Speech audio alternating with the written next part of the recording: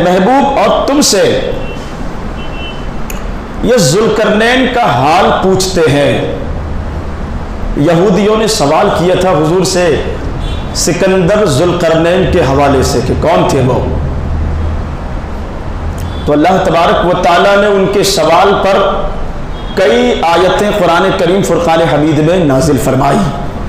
اور آج ہم یہی جانیں گے کہ کون تھے سکندر ذوالقرنین, ان کی زندگی کے اصل کارنامے کیا تھے, یاجوج ماجوج کون, اور یاجوج ماجوج کا قیامت کی نشانیوں سے کیا تعلق ہے, کیا لینا دینا ہے. ایک اور بات کہ جو کام ہم کرنے کا ارادہ کرتے ہیں اگر انشاءاللہ نہ کہیں تو کیا نقصان ہوتا ہے, یہ سماعت کریں گے آپ. محبوب آپ سے ذوالقرنین کے بارے میں پوچھتے ہیں تو انہیں بتاؤ کہ اس کا ذکر تمہیں ہم بتاتے ہیں. انا مکننا لہ فی الارض وآتیناہ من کل شیء سببا, بے شک ہم نے اسے زمین میں قدرت بخشی, یعنی زمین میں حکمرانی عطا فرمائی, اور ہر شے کا سامان عطا کیا, یعنی ہر چیز کے بارے میں جو بھی ضروری سامان تھے وہ عطا کیے. حتی اذا بلغ مغرب الشمس وجدها تغرب في عین حمیئۃ ووجد عندها قوما قلنا یا ذا القرنین اما ان تعذب واما ان تتخذ فیہم حسنا. آگے بڑھنے سے پہلے یہ جان لیں کہ سکندر ذوالقرنین کون اور زندگی میں کتنے سفر سکندر ذوالقرنین نے پوری دنیا کے لگائے. یہاں تفسیر روح البیان شریف میں سکندر ذوالقرنین کا تعارف کچھ اس طریقے سے ہے. سکندر اکبر نام اسکندر, سکندر کے پہلے الف, لیکن وہ بول چال میں الف ہٹ گیا اور صرف سکندر رہ گیا. بن فیلقوس یونان کا باشندہ, دنیا کے چپے چپے کا بادشاہ. محدثین فرماتے ہیں کہ پوری کائنات پر 4 لوگوں کو اللہ نے بادشاہت عطا فرمائی پوری دنیا پر, اور جن 4 لوگوں کو پوری دنیا پر بادشاہت دی گئی ان میں سے 2 مومن ہوئے ایمان والے, ایک حضرت سکندر ذوالقرنین اور دوسرے جناب سیدنا حضرت سلیمان علیہ السلام. بے مثال بادشاہت و حکومت تھی حضرت سیدنا سلیمان علیہ السلام کی. انسانوں کے ساتھ ساتھ جناتوں پر بھی, چرند و پرند پر بھی, ہوا پر بھی, پانی پر بھی. موقع ملا تو کل بات کریں گے انشاءاللہ, کیونکہ وقت جو ہے ابھی ہمارے پاس کم بچہ ہے, اور بہت اہم اور ضروری ٹاپک جو میرے ذہن میں ہے وہ لانے ہیں آپ کے سامنے. اور دیکھیے دیکھتے ہی دیکھتے 17 رمضان, تو کئی اہم اور ضروری ٹاپک پر گفتگو ہوگی انشاءاللہ. اس لیے پہلے سے میں کسی بھی ٹاپک کا وعدہ تو نہیں, لیکن اتنا کہ موقع ملا تو گفتگو کریں گے انشاءاللہ حضرت سلیمان علیہ السلام کی بادشاہت پر. 4 لوگوں کو پوری دنیا کی حکومت ملی, 2 مومن, ایک حضرت سکندر ذوالقرنین, دوسرے حضرت سلیمان علیہ السلام, اور 2 کافر بھی ہوئے جن کو پوری دنیا پر اللہ نے بادشاہت عطا فرمائی. اور کافر بادشاہوں میں سے پہلا نمرود, جمعہ کے خطاب میں مختصر اس کا ذکر آپ نے سنا, اور دوسرا بادشاہ تھا بخت نصر. اور کچھ لوگوں نے بخت نصر کے بجائے شداد بن عاد بھی لکھا ہے. شداد وہ شخص تھا جس نے دنیا ہی میں جنت بنائی تھی. تو یہ 4 لوگ ہوئے ہیں جن کو پوری روئے زمین کی اللہ نے بادشاہت عطا فرمائی. اچھا, یہاں بخت نصر جو چوتھا جو بادشاہ ہے نا, اس کا مختصر تذکرہ ایک مندر کے باہر, ایک بت کے باہر لاوارث پڑا ہوا ملا تھا. لاوارث کسی نے لے جا کر پٹک دیا رات کے اندھیرے میں, الزام کے ڈر سے. صبح لوگ جب پہنچے تو ایک بچہ وہاں پایا, تو انہوں نے نصر بت تھا اسی کے نام پر اس کا نام رکھ دیا، نصر کا بیٹا۔ پھر پرورش کی اس کی لاوارث کی، اور ایک ایسا بھی وقت آیا کہ اس لاوارث کو اللہ نے پوری روئے زمین کی بادشاہت عطا فرمائی۔ اس لیے یہ کائنات رب کی ہے، وہ جسے چاہے حکومت عطا کرے، جسے چاہے پاور عطا کرے۔ سکندر ذوالقرنین کے حوالے سے کہا گیا ہے کہ کچھ لوگ کہتے ہیں کہ وہ نبی تھے، کچھ لوگ کہتے ہیں نبی نہیں تھے، ولی تھے، اور معتبر قول یہی ہے کہ سکندر ذوالقرنین نبی نہیں، بادشاہ تھے اور ایمان والے تھے۔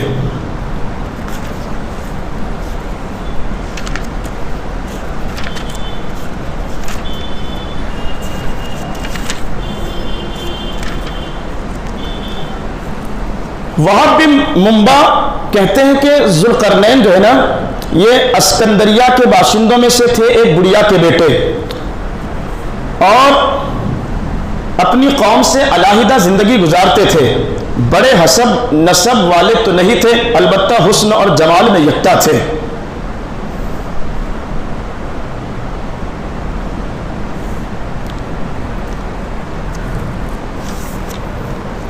اللہ تبارک و تعالیٰ نے سکندر ذوالقرنین کو پوری کائنات پر حکومت و سلطنت و بادشاہت عطا فرمائی۔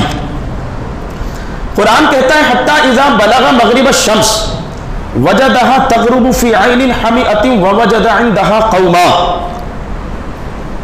3 سفر انہوں نے اپنی زندگی میں کیے، بڑے سفر۔ ایک سفر ایسا رہا جس میں جہاں سورج غروب ہوتا ہے، سورج ڈوبتا ہے، جہاں زمین کا اینڈ ہے وہاں تک پہنچ گئے، یعنی اس کے آگے جانا پاسبل ہی نہیں، وہاں تک پہنچ گئے۔ ایک اور سفر حتیٰ اذا بلغ مطلع الشمس، جہاں سے سورج نکلتا ہے، سورج طلوع ہوتا ہے، بالکل اس کے قریب پہنچ گئے۔ اور ایک اور سمت میں سفر کیا اور ایسی جگہ پہنچے جہاں پر 2 بڑے بڑے پہاڑ، اور ایک ایسی قوم سے وہاں ملاقات ہوئی جو بالکل نن ڈھڑن، کوئی لباس نہیں ان کے جسم پر، نہ آپ ان کی بولی سمجھ پاتے تھے نہ وہ آپ کی بولی سمجھ پاتے تھے۔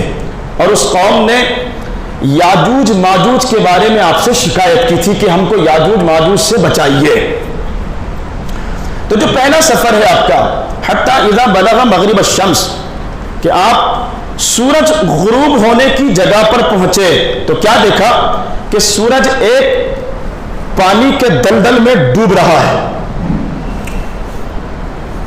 وجدها تغرب فی عین، آپ نے یہ محسوس کیا کہ سورج دلدل میں ڈوب رہا ہے، جبکہ حقیقتاً ایسا نہیں ہے۔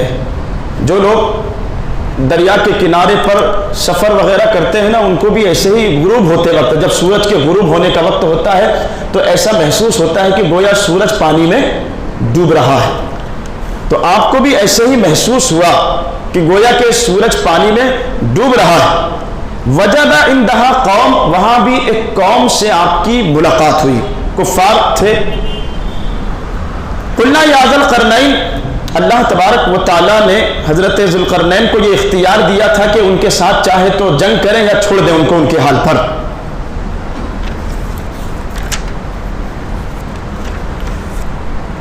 یہاں ایک بات جو ہے وہ قابل ذکر ہے کہ کوئی شخص اگر سوال کرے کہ حدیث شریف میں ہے کہ سورج 4تھے آسمان پر، سورج کہاں پر؟ 4تھے آسمان پر، اور پھر سورج کی جو پشت ہے، پیٹھ، وہ اوپر 5ویں آسمان کی طرف، منہ اس کا نہیں، سورج کا جو منہ ہے وہ 5ویں آسمان کی طرف، اور پیٹھ جو ہے اس کی وہ زمین کی طرف، اور اس کا عزم جو ہے زمین کے عزم سے 300 گنا زیادہ، لمبائی چوڑائی زمین سے کتنی زیادہ؟ 300% زیادہ۔ یا پھر جو اللہ رب العزت کو حقیقی علم، تو یہ کیسے پاسبل ہے کہ وہ زمین کے ایک چشمے کے اندر ڈوب رہا؟ یعنی دیکھنے والے کو یہ کیسے ذہن میں آ سکتا ہے کہ سورج جو ہے وہ زمین سے کئی گنا زیادہ بڑا چوتھے آسمان پر، اور پھر وہ ایک پانی کے چشمے میں ڈوب رہا ہو؟ آگے بڑھنے سے پہلے ضروری بات، جو سورج ہم روزانہ طلوع ہوتے ہوئے دیکھتے ہیں، آپ کو پتا ہے کہاں پر ہے یہ سورج؟ جیسا کہ ابھی آپ نے سنا، چوتھے آسمان پر۔ کہاں پر؟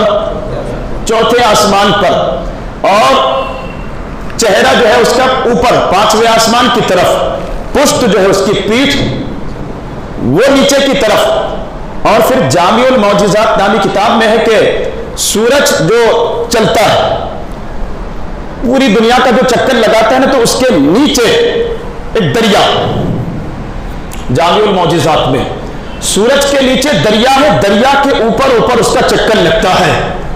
تب اپریل، مئی اور جون میں جو گرمی کی شدت ہے وہ آپ دیکھ رہے ہیں،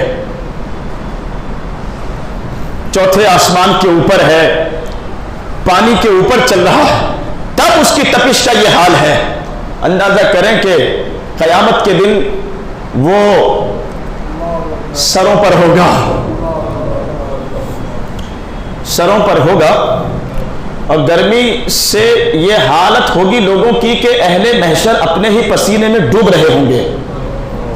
کسی کا پسینہ گھٹنے تک، کسی کے کمر تک، کسی کے گلے تک، اور بہت سارے کفار و مشرکین اور گنہگار لوگ جو ہے اسی میں ڈوب رہے ہوں گے، جیسے پانی کے سیلاب میں لوگ ڈوبتے ہیں۔ یہ حال ہوگا لوگوں کا۔ آج جو زمین ہے وہ مٹی کی، اور اللہ تبارک و تعالیٰ نے مٹی کو وہ جو سورج کی کرنیں ہیں وہ جذب کرنے کی طاقت عطا فرمائی۔ آپ نے دیکھا ہوگا کہ کھیت میں اگر کوئی شخص کام کر رہا ہو، مٹی پر چلتے ہوئے وہ اتنی زیادہ شدت محسوس نہیں کرتا جتنا کہ ڈامر یا کانکریٹ کے روڈ پر وہ تپش جو ہے سورج کی کرنوں کی محسوس ہوتی ہے۔ تو قیامت کے دن بھی یہ جو زمین ہوگی مٹی کے بجائے تانبے کی، کیا حال ہوگا؟ لیکن وہاں بھی وہ جو 50,000 سال کا دن ہے نا، وہ 50,000 سال کا دن بھی انبیاء، صدیقین، شہداء، صالحین اور ایمان والوں کے لیے ایسے ہی رہے گا جیسے یہ ہمارا جو نارمل 24 گھنٹے کا دن ہے، بلکہ حدیث شریف میں کسی کو اس سے بھی کم محسوس ہوگا، کسی کو اس سے بھی کم محسوس ہوگا۔ جتنا زیادہ تقوی اور پرہیزگاری ہوگی اتنی کم جو ہے وہ سورج کی تپش محسوس ہوگی۔ اب سوال یہ ہے کہ جب وہ چوتھے آسمان پر ہے تو ہمیں کیسے لگتا ہے کہ وہ سمندر میں یا پانی میں ڈوب رہا ہے، اور یہ کیسے پاسبل ہے؟ تو دیکھیے، جس رب نے سورج کو پیدا فرمایا،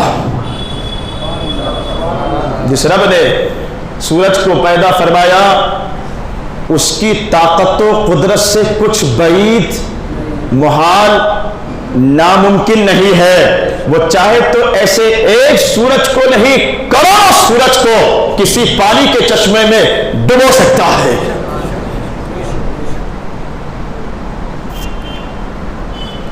رب کی قدرت سے یہ بعید نہیں ہے۔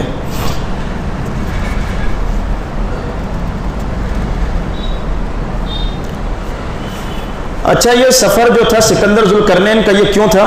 یہ آب حیات کو تلاش کرنے کے لیے۔ آب حیات، پانی کا وہ چشمہ جسے ایک مرتبہ کوئی پی لے اسے قیامت تک موت نہیں آئے گی، اور وہ پیا حضرت خضر علیہ السلام نے۔ یہ حضرت خضر علیہ السلام سکندر ذوالقرنین کے لشکر میں مشیر خاص، یا جس کو وزیر کہا جاتا ہے بادشاہ کا، وہ تھے۔ پانی کی تلاش میں نکلے، جب مغرب کی طرف سفر جاری تھا سکندر ذوالقرنین کا، تو کسی شیخ نے، کسی بزرگ نے کہا کہ ظلمت الارض کو طے کر لو، اس کے آخری کونے پر چشمہ آب حیات ہے۔ تو اب سکندر ذوالقرنین نے اپنے مشیروں سے پوچھا کہ کون سے جانور کی بینائی تیز ہوتی ہے، دیکھنے کی طاقت؟ لوگوں نے بتایا کہ گھوڑوں کی. تو پھر پوچھا کہ گھوڑوں میں نر یا مادہ کس کی بینائی زیادہ تیز؟ تو اسے بتایا گیا کہ مادہ جو گھوڑیاں ہیں ان کی بینائی تیز ہوتی ہے. تو 6000 سواریوں کو لے کر 6000 گھوڑیوں پر سوار ہو کر تلاش کے لیے نکلے، لیکن جو تلاش میں نکلا اسے تو نہیں ملا. حضرت خضر علیہ السلام کو وہ چشمہ ملا. حضرت خضر علیہ السلام نے اس سے پانی بھی پیا، غسل بھی فرمایا. اسی لیے حضرت خضر کے حوالے سے کہا جاتا ہے کہ وہ زندہ ہیں اور قیامت تک زندہ رہیں گے. حضرت خضر علیہ السلام کی ملاقات اکثر زمین پر اولیاء کرام سے ہوتی رہتی ہے، بلکہ یہاں تک بھی ہے کہ کئی روایتوں میں ہے کہ وہ شب قدر وغیرہ میں وہ تشریف لاتے ہیں مساجد میں بھی. وہ جو لوگ عبادتوں میں لگے ہوئے ہونا تو ان سے مصافحہ فرماتے ہیں. حضرت خضر علیہ السلام. 4 لوگ ایسے ہیں ابھی دنیا میں جو قیامت تک زندہ رہیں گے. کتنے؟ 4 لوگ. وہ ہے حضرت خضر علیہ السلام، حضرت الیاس علیہ السلام، حضرت ادریس علیہ السلام اور حضرت عیسیٰ علیہ السلام. حضرت عیسیٰ علیہ السلام بھی چوتھے آسمان پر ہے، قیامت سے پہلے پھر دنیا میں دوبارہ تشریف لائیں گے. تو یہ 4 لوگ ایسے ہیں جن کو قیامت سے پہلے جو ہے موت آئے گی، ابھی وہ زندہ ہیں. پھر ایک سفر جو ہے حضرت سکندر ذوالقرنین نے وہاں کا کیا جہاں سے سورج نکلتا ہے، سورج طلوع ہوتا ہے. تو آپ کی ملاقات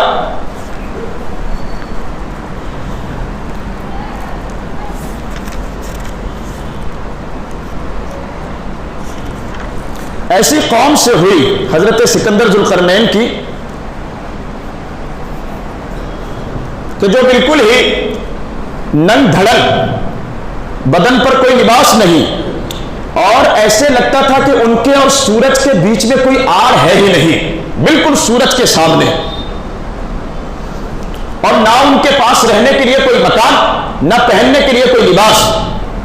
جب سورج نکلتا تو وہ غاروں میں چھپ جاتے.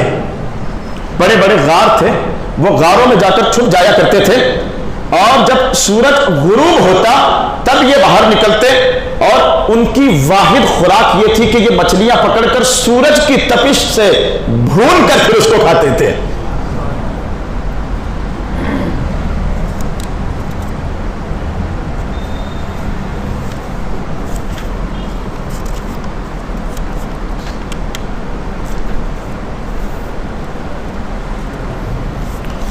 پھر اس کے آگے حضرت سکندر ذوالقرنین بڑھے تو قرآن کہتا ہے 2 پہاڑوں کے درمیان حضرت سکندر ذوالقرنین پہنچے. حتی اذا بلغ بین السدین وجد من دونہما قوما لا یکادون یفقہون قولا. انہوں نے وہاں پر ایک قوم کو پایا، ایسی قوم جو بول نہیں پاتی تھی، جس کا میں نے ابھی ذکر کیا. انہوں نے کسی طریقے سے حضرت سکندر ذوالقرنین تک اپنی بات پہنچائی اور کہا قالوا یا ذا القرنین ان یاجوج وماجوج مفسدون فی الارض فهل نجعل لك خرجا على ان تجعل بیننا وبینہم سدا. انہوں نے کہا کہ اے ذوالقرنین، بے شک یاجوج اور ماجوج زمین میں بڑا فساد برپا کرتے ہیں، تو کیا ہم آپ کے لیے چندہ جمع کریں؟ آپ ہم کو ان یاجوج ماجوج کے فتنے سے بچائیے. اگر آپ چاہیں تو ہم آپ کو پیسے وغیرہ یا جو بھی ہمارے پاس نقدی ہے جو اس زمانے میں تھا، وہ لوگ کہنے لگے کہ وہ ہم لا کر آپ کو دیتے ہیں، بدلے میں آپ وہ جو یاجوج ماجوج ہیں ان کے فتنے سے ہماری حفاظت کر دیجئے. آپ ہمارے اور ان کے درمیان ایک دیوار کھچوا دیں. تو حضرت سکندر ذوالقرنین نے کہا کہ مجھے تمہارے مال و دولت کی ضرورت نہیں ہے. قال ما مکنی فیہ ربی خیر فاعینونی بقوۃ اجعل بینکم وبینہم ردما. مجھے تمہارے مال و دولت کی ضرورت نہیں ہے، تم صرف میرا ساتھ دو، میرے ساتھ آؤ میرا ساتھ دو. اور چونکہ وہ بڑا کام تھا، یاجوج ماجوج کا طریقہ یہ تھا کہ یہ ٹھنڈ کے موسم میں، بہاروں کے موسم میں اپنے غاروں سے نکلتے اور جتنی ہری چیزیں ہوتی سبز کھیتوں کو کھا جاتے تھے اور خشک چیزوں کو رون کر تباہ کر ڈالتے. یعنی کوئی سوکھے درخت بھی اگر ہونا تو ان کو بھی نہیں چھوڑتے تھے، اور کئی مرتبہ یہ انسانوں کو بھی کھا جاتے تھے. ایسا نہیں کہ صرف چرندے پرندے ہی کھا رہے ہیں، انسانوں کو بھی کھا جاتے، جانوروں تک کو نہیں چھوڑتے، بڑے بڑے جانوروں کو کھا جاتے. اور جب جانوروں کو کھانے کے بعد کچھ ان کے ہاتھ نہیں لگتا تو پھر یہ انسانوں کو کھانے لگتے تھے. یاجوج ماجوج کے حوالے سے حدیث شریف میں ہے کہ وہ کئی قسم کے ہیں، ابھی بھی ہیں زمین پر، کئی قسم کے. کسی کا قد 120 گز، کسی کی ہائٹ کتنی؟ 120 گز. اور کچھ ایسے بھی جن کی ہائٹ صرف ایک بالشت. ان کے اجسام یعنی ان کے جسم بہت بڑے بڑے، کان ایسے کہ ایک کو بچھا کر اس پر سو جائے اور دوسرے کو اوڑھ لیں، ایسے بڑے بڑے کان. ان کے بال اتنے لمبے کہ ان سے اپنے جسموں کو ڈھانپ لیتے ہیں، اور انہی بالوں کی وجہ سے نہ ان کو گرمی محسوس ہوتی ہے نہ ٹھنڈ محسوس ہوتی ہے. ان کے بالوں، اور یہ اپنے بالوں کو بکھرے ہوئے رکھتے ہیں، بھیڑیوں کی طرح آوازیں نکالتے ہیں، جانوروں کی طرح وطی کرتے ہیں. اور ان کے آگے ہاتھی، شیر، خنزیر وغیرہ بڑے بڑے جو درندے ہیں نا، کوئی ان کی وقعت اور کوئی حیثیت نہیں ہے زمین کے بڑے بڑے درندوں کی. آپ کی حیرت کی انتہا نہیں رہے گی. حدیث شریف میں ہے، حیات الحیوان نامی ایک کتاب، اس میں ہے کہ سمندروں میں ایک بہت بڑا اژدہا ہوتا ہے. جو دنیا کے بڑے بڑے سمندر ہیں، اس کے منہ میں بڑے بڑے تیروں کی طرح دانت، اور بہت بڑی کھجور کے درخت جتنا لمبا، جو بڑے بڑے کھجور کے درخت ہوتے ہیں نا، اس کی آنکھیں خون کی طرح سرخ ہوتی ہے، اور پیٹ بہت ہی بڑا. اس کی بہت زیادہ چمکیلی آنکھیں بڑے بڑے جانوروں کو ہڑپ کر جاتا ہے وہ جو اژدہا. اس سے تمام دریائی جو جانور ہیں وہ خوف کھاتے ہیں، ڈرتے ہیں. جب وہ دریا میں حرکت کرتا ہے، دریا میں متحرک ہوتا ہے اور حرکت جب کرنا وہ شروع کرتا ہے، تو یہاں لکھا گیا ہے کہ دریا میں بڑی بڑی موجیں اٹھنے لگتی ہیں. جب وہ حرکت کرتا ہے نا پانی کی گہرائی میں، تو سمندر میں بڑی بڑی لہریں اٹھنے لگتی ہیں، موجیں اٹھنے لگتی ہیں. پہلے وہ ایک زہریلا سانپ ہوتا ہے اور جنگل کے جانور کو کھاتا ہے. اس کے بارے میں یہاں لکھ رہے ہیں کہ پہلے زہریلا سانپ ہوتا ہے اور جنگل کے جانوروں کو کھاتا ہے. جب اس کا فتنہ زمین پر بڑھنے لگتا ہے تو وہ جو زمین کی مخلوق ہے وہ رب کی بارگاہ میں فریاد کرتی ہے کہ اس کے فتنے سے بچا ہم کو. تو تب فرشتے کیا کرتے ہیں کہ اس کو جنگل سے اٹھا کر سمندر میں پھینک دیتے ہیں. جنگلوں سے اٹھا کر سمندر میں پھینکا جاتا. اب جب وہ سمندر میں پہنچتا ہے تو پانی میں جب وہ حرکت کرتا ہے تو بڑی بڑی موجیں اٹھنے لگتی ہے. بڑے بڑے طاقتور جہازوں کو پلٹ دینے کی طاقت رکھتا ہے. انسان چاہے جتنی ترقی کر لے، سائنس چاہے جتنا آگے پہنچ جائے، تکنیک جتنی زیادہ آگے پہنچ جائے، لیکن اللہ کی مخلوقات میں کچھ مخلوقات ایسی بھی ہیں جن کا مقابلہ انسان نہیں کر سکتا. جب سمندر میں اس کا فتنہ اور فساد بڑھنے لگتا ہے تو تب فرشتے کیا کرتے ہیں؟ تب فرشتے پکڑتے ہیں اس کو اور سمندر سے اٹھا کر وہ جو یاجوج ماجوج کا قید خانہ ہے نا، پھینک دیتے ہیں وہاں لے جا کر. جہاں یاجوج ماجوج قید ہیں، اس بڑے اژدہے کو فرشتے سمندر سے نکال کر وہاں پھینکتے ہیں، اور پھر یہ یاجوج ماجوج کا شکار بنتا ہے. تو حضرت سکندر ذوالقرنین نے یاجوج ماجوج کے فتنے اور فساد سے لوگوں کو بچانے کے لیے سد سکندری ایک دیوار تعمیر فرمائی. دونوں طرف بڑے بڑے اونچے پہاڑ اور بیچ میں 3 میل کا اسپیس، 3 میل کا گیپ. اس 3 میل کو پاٹنے کے لیے حضرت سکندر ذوالقرنین نے ان لوگوں سے کہا کہ لوہے کی بڑی بڑی تختیاں لے کر آؤ. یہ ساری جو تفصیلات ہیں یہ قرآن شریف میں ہے. سورہ کہف کی یہ جو آیتیں ہیں، آیت نمبر 83 سے لے کر اگلی کئی آیتوں میں مکمل تفسیر اللہ تبارک و تعالی نے بیان فرمائی.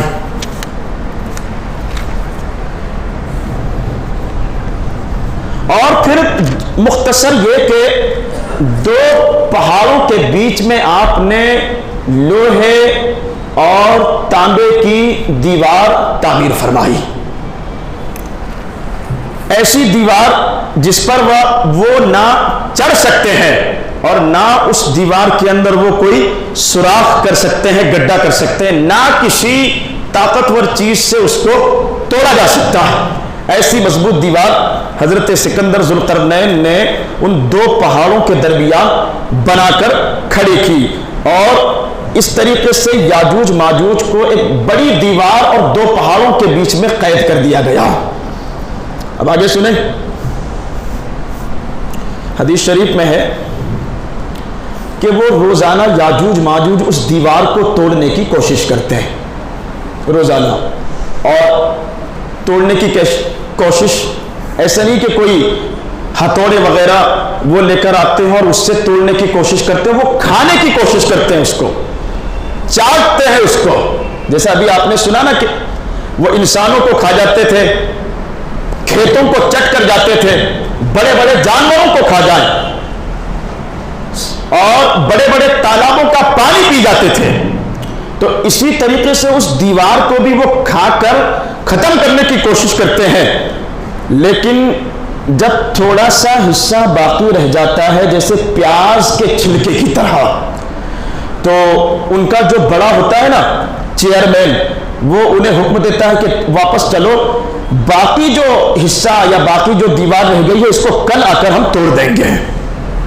لیکن جب وہ دوسرے دن پہنچتے ہیں تو دیکھتے ہیں کہ دیوار پہلے ہی کی طرح ہے، جیسے پہلے تھی ویسے ہی مکمل، ویسی ہی اس کی چوڑائی ہے، ویسی ہی اس کی جسامت ہے، ویسی ہی اس کی لمبائی ہے، ویسی ہی وہ مضبوط ہے. پھر جو ہے اس کو توڑنے میں لگ جاتے ہیں، اور یہ سلسلہ قیامت تک چلتا ہی رہے گا. قیامت سے پہلے ان کے اندر ایک شخص ایسا پیدا ہوگا جسے اللہ ایمان کی توفیق عطا فرمائے گا. ایک شخص ان میں سے ایمان لے آئے گا، اللہ تبارک و تعالیٰ اسے ایمان کی توفیق عطا فرمائے گا. تو کیا ہوگا پتہ ہے؟ وہ بندہ جو مومن ان میں سے ہو جائے گا یا جو مسلمان ہوگا، وہ یہ کہے گا کہ انشاءاللہ کل ہم اس دیوار کو توڑ دیں گے.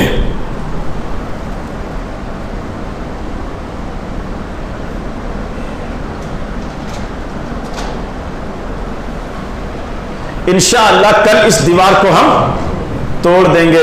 اب اس انشاءاللہ کی برکت دیکھیے کہ جب دوسرے دن سد سکندری کو توڑنے کے لیے یاجوج ماجوج پہنچیں گے تو وہ دیکھیں گے کہ صرف جتنی انہوں نے چھوڑی تھی اتنی ہی دیوار باقی رہ گئی ہے. انشاءاللہ کی برکت سے وہ دیوار کو توڑ کر زمین پر آئیں گے. اور جب زمین پر آئیں گے تو پتہ ہے کیا ہوگا؟ یہ قیامت کی بڑی نشانیوں میں سے ایک نشانی، یاجوج ماجوج کا دیوار توڑ کر نکلنا. قتل و غارت گری کا بازار ہوگا، کسی کو نہیں چھوڑیں گے، نہ انسانوں کو نہ جانوروں کو، یہاں تک کہ وہ آسمان کی طرف تیر بھی چلائیں گے. اور اللہ کی مشیت یہ کہ وہ تیر جب واپس آئیں گے تو ان میں خون لگا ہوا ہوگا، تو یہ سمجھیں گے کہ ہم نے معاذ اللہ ثم معاذ اللہ کہ ہم نے جو زمین و آسمان کا رب ہے اسے بھی ختم کر دیا ہے. وہ یہ تصور کریں گے، وہ یہ سمجھیں گے. اس دوران زمین پر حضرت عیسیٰ علیہ السلام تشریف لا چکے ہوں گے. قیامت کی نشانیوں میں سے ایک نشانی یہ ہے کہ حضرت عیسیٰ علیہ السلام دوبارہ زمین پر تشریف لائیں گے. اور ملک شام میں دمشق کی جامع مسجد کی چھت پر ان کو فرشتے اتاریں گے، وہاں سے یہ سیڑھیوں سے چلتے ہوئے مسجد میں پہنچیں گے اور فجر کی جماعت کے لیے تکبیر اقامت کہی جا رہی ہوگی۔ حضرت امام مہدی اس وقت مسجد میں موجود ہوں گے۔ حضرت عیسیٰ علیہ السلام امام مہدی کی اقتداء میں نماز فجر ادا فرمائیں گے۔ آپ دنیا میں تشریف لائیں گے، اپنی نبوت کا اعلان نہیں کریں گے بلکہ حضور کی نبوت اور رسالت کا پرچار، اپنی نبوت کا اعلان نہیں کریں گے بلکہ حضور کی نبوت اور رسالت کا پرچار ہوگا۔ عیسائیوں کے ساتھ جہاد ہوگا، وہ جو کھاتے ہیں نا خنزیر اس کو ختم کر دیں گے اور دعوت دیں گے کہ اب عیسائیت میں نہیں داخل ہونا ہے بلکہ اسلام قبول کرنا ہے۔ تو جو ان کے ساتھ جو لوگ اسلام قبول کریں گے ان کو چھوڑا جائے گا، جو اسلام قبول نہیں کریں گے ان کے ساتھ جہاد، اور ایسا جہاد ہوگا۔ حضور نے فرمایا کہ میری امت کے جو لوگ حضرت عیسیٰ علیہ السلام کے اس لشکر میں شامل ہوں گے وہ جنتی۔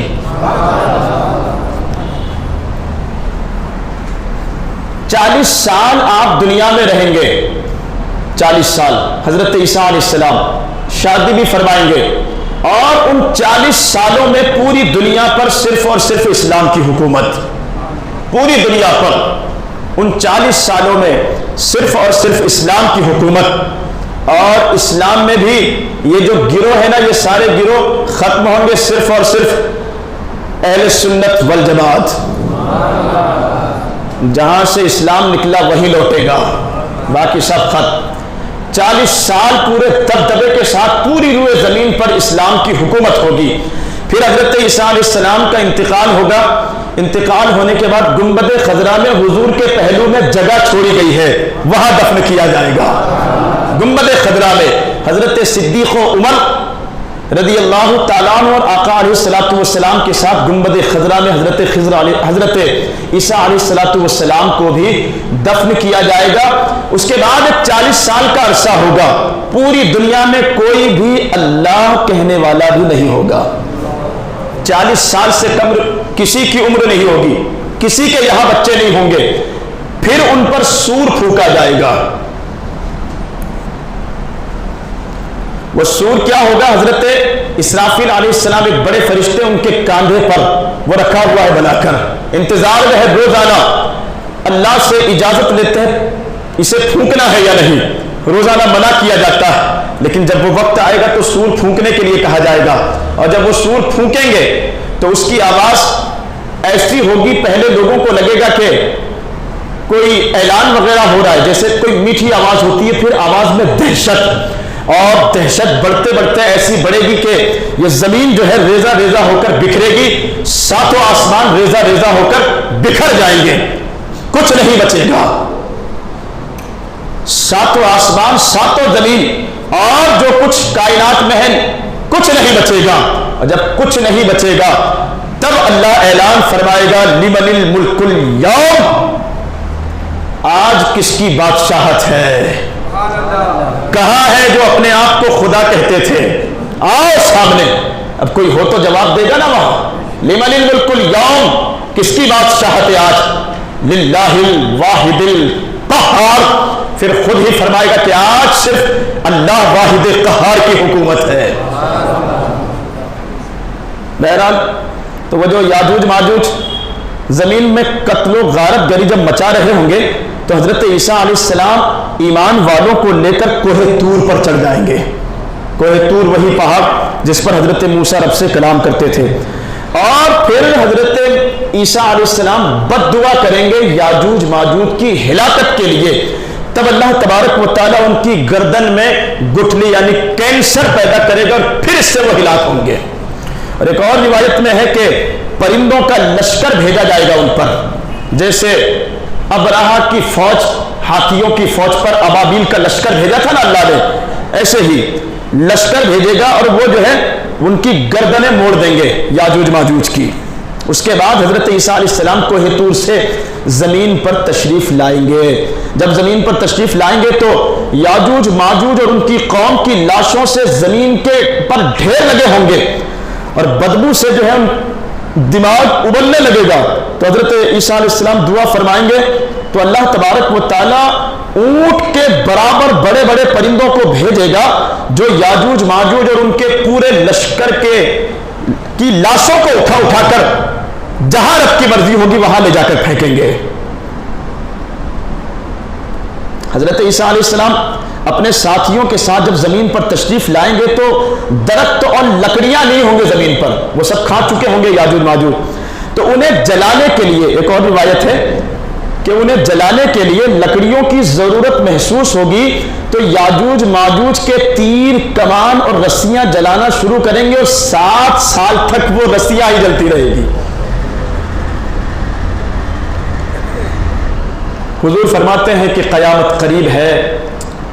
حضرت زینب رضی اللہ تعالیٰ عنہ سے یہ روایت ہے کہ قیامت قریب ہے، یاجوج ماجوج وہ جو دیوار ہے سد سکندری، بس ان کے اور دیوار کے درمیان حضور نے فرمایا کہ اتنا فاصلہ رہ گیا ہے، تھوڑا ہی فاصلہ رہ گیا ہے۔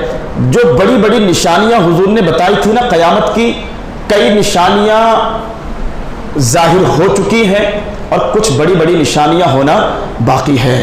درس کے اخیر میں ایک جو ضروری بات وہ ہے انشاءاللہ چھوڑنے کے نقصانات۔ جب بھی کوئی کام کرنے کا ارادہ کریں، نیت کریں تو انشاءاللہ ضرور کہہ لیا کریں،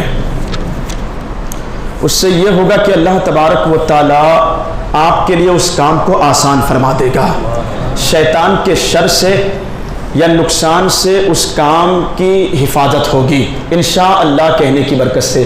اور جس کام میں انشاءاللہ بندہ نہ کہے، مثلا یہ ہے کہ آپ نے 1,00,000 روپئے جیب میں رکھے اور گھر سے نکلے، کسی نے پوچھا کہاں جا رہے ہو، کہا گاڑی خریدنے جا رہا ہوں، تو یہ کہو کہ اللہ نے چاہا تو لے کر آ جاؤں گا، ہے نا، اللہ نے چاہا تو لے کر آ جاؤں گا۔ حضرت سلیمان علیہ السلام نے ایک مرتبہ یہی کیا، آپ نے کہا کہ میں آج اپنی بیویوں سے ملاقات کروں گا اور ان سے اللہ تبارک و تعالیٰ مجھے وہ شہزادے عطا فرمائے گا کہ وہ گھوڑوں پر سوار ہو کر اللہ کی بارگاہ میں نکلیں گے اور جہاد کریں گے۔ انشاءاللہ کہنا بھول گئے، کسی کے یہاں کوئی بچہ نہیں ہوا، لہذا جب بھی کسی جائز کام کا ارادہ کریں تو انشاءاللہ ضرور کہہ لیا کریں، عادت بنائیں۔ انشاءاللہ کا مطلب ہوتا ہے اگر اللہ نے چاہا، ہاں، تو انشاءاللہ کی برکت سے اللہ تبارک و تعالیٰ اس کام کو آپ کے لیے آسان فرما دیتا ہے۔ رب کریم کی بارگاہ میں دعا ہے کہ قرآن کی برکتوں سے، قرآن کے مضامین سے ہمیں دونوں جہان کی برکتیں عطا فرمائے، آمین بجاہ النبی المرسلین۔